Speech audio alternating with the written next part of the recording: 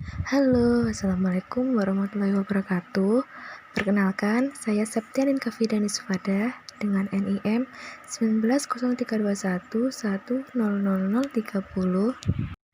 Di sini saya akan menjelaskan mengenai materi tentang pengaruh kebijakan moneter dan fiskal terhadap permintaan agregat. Pada sebelumnya, saya akan menjelaskan pengertian dari kedua kebijakan tersebut. Kebijakan moneter ekspansioner merupakan kebijakan dari bank sentral dengan meningkatkan jumlah uang yang beredar dalam perekonomian dengan tujuan untuk mendorong suatu pertumbuhan ekonomi. Maka, kebijakan ini biasanya dilakukan ketika perekonomian sedang mengalami terkontraksi atau mengalami resesi. Sedangkan kebijakan fiskal ekspansioner merupakan kebijakan pemerintah dengan menurunkan pajak atau meningkatkan belanja pemerintah.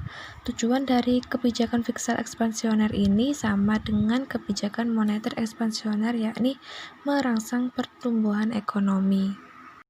Selanjutnya, saya akan menjelaskan mengenai kurva dari kebijakan moneter ekspansioner. Dari kurva tersebut sudah dijelaskan bahwasanya menambah jumlah uang yang beredar ketika ada yang naik akan menggeser LM ke sebelah kanan.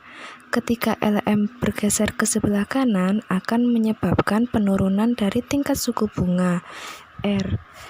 Ketika tingkat suku bunga mengalami penurunan, akan menyebabkan investasi akan naik dan juga menyebabkan pendapatan naik dari Y1 ke Y2.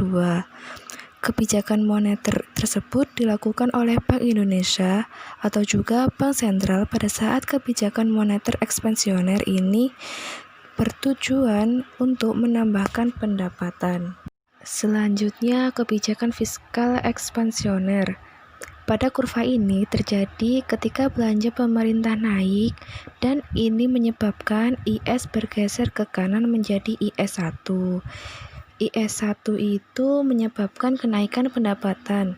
Kemudian dari pendapatan yang naik ini, orang-orang memiliki pendapatan naik, maka akan menyebabkan permintaan terhadap uang pun akan naik.